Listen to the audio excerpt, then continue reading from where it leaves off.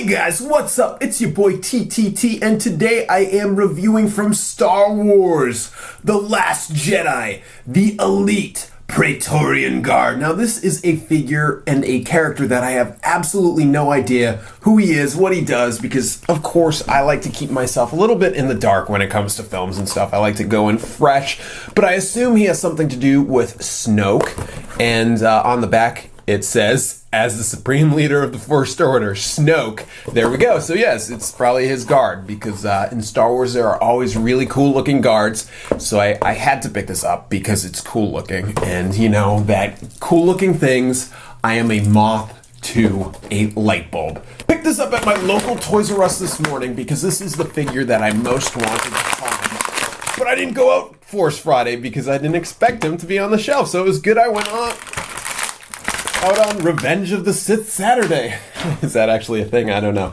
But of course, here's the box that it comes in. It has very easy, collector-friendly removability and stuff like that. Out of the box, let's go over articulation, because I know some people are very concerned about this figure because it seems like he has no elbows. So I want to show you what he actually has for elbows.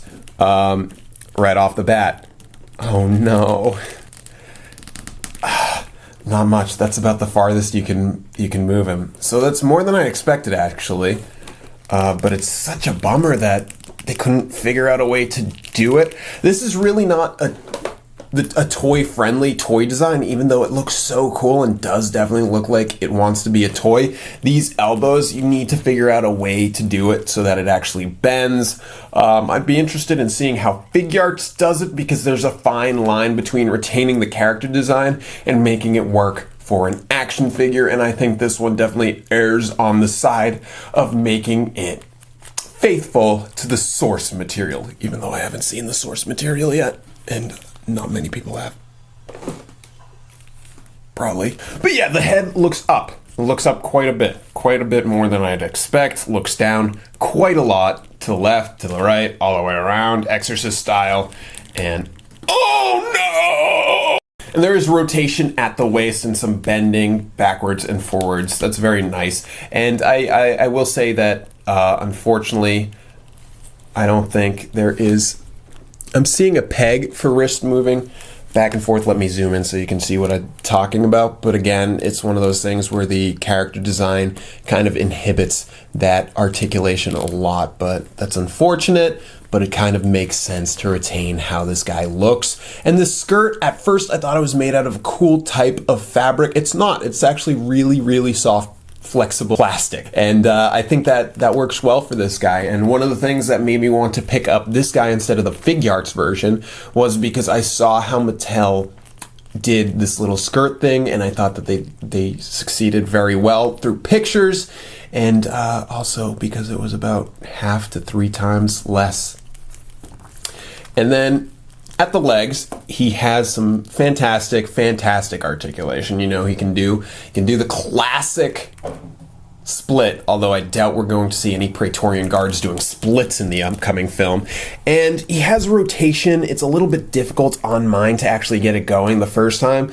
But once I start moving it around, it loosens up, and there is, luckily, double bend at that knee. So I bet a lot of people are going to be screaming and so excited. So that definitely makes up for the lack of any articulation on the elbow. Even though there is articulation on the elbow, it's just really upsetting that there's not much at all. And there is ankle rocker pivot, so you're going to be able to do some cool stuff with those splits, because the Praetorian guards love their splits. And of course, he comes with an accessory. Let's check it out quickly on this camera. I'm seeing a little bit of paint mishap, maybe sculpting mishap on this silver portion right there. I'm not sure if it's coming across as well on my heel camera. This camera just doesn't really want to focus sometimes, but I think you can kind of get the gist of what I'm saying. Let me figure out how to get it to focus on what I'm talking about. Maybe bring it a little farther, and there we go. You see what I'm talking about? Yeah, that looks a little goopy. Maybe it's something I can just easily rub off. It is not. That is a sculpting flaw, which is unfortunate and probably isn't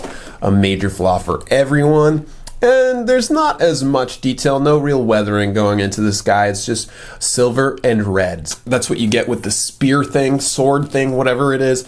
And I know that there's going to be a An Amazon exclusive version for about $5 more is what it's priced at right now. And I really can't see myself wanting that anymore because it just has different accessories, and I personally don't think that's worth the $5 more. Alright guys, here we go, busting out my zoom in lens to get this a little bit professional so you can see some of the detail in the sculpting that you don't usually get to see unless you look at it with like a magnifying glass or something. And yes, I'm starting at the leg, so maybe I should put some sultry music in the background with some saxophone or something. Yeah, that's perfect, that's what I'm talking about. And you can see the detailing on this plastic makes it look like fabric, and I really like how they did that. That was nice work, Hasbro. And as we get closer, you can see that there's not much sculpting detail, although I don't think there really needs to be. It accurately captures what I assume the character actually looks like. You know, I haven't seen much from the film yet, but I'm sure many people have. Here's his head, helmet thing. I don't know what he looks like underneath the helmet. We find out when this movie comes out. I have no idea, but I do like the lines on it.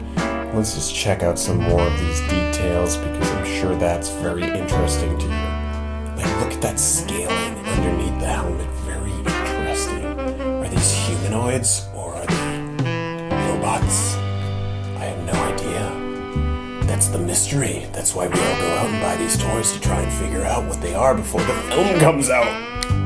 Then zooming in on the back, we get some more detail. A bit more detail than on the front, which is very nice. And of course, Hasbro did a good job. I'm not seeing any problems with this. It's a very easy figure, I'd assume, to make. It's just straight up all red, very reminiscent of the Crimson Trooper. And I don't know if this is calling back to that on purpose or if it's just calling back to the Red Guard, because I feel like it's a collaboration between the two of them almost. But yeah, those arms look really cool, and it's just upsetting that the articulation isn't the greatest.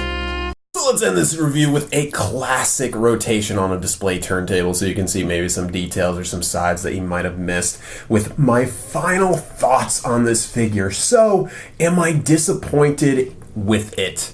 Not one bit. I kind of assumed that there wouldn't be much articulation because it doesn't look like it would articulate that well.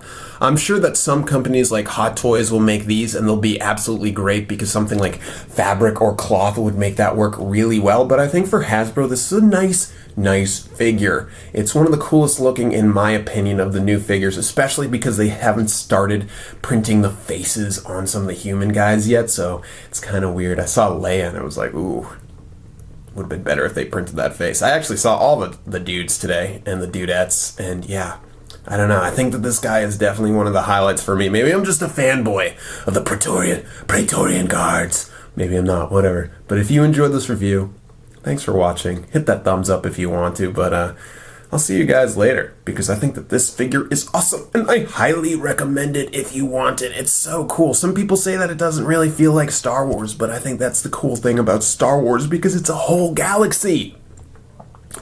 So we're bound to find new and interesting things every time we explore it. See ya!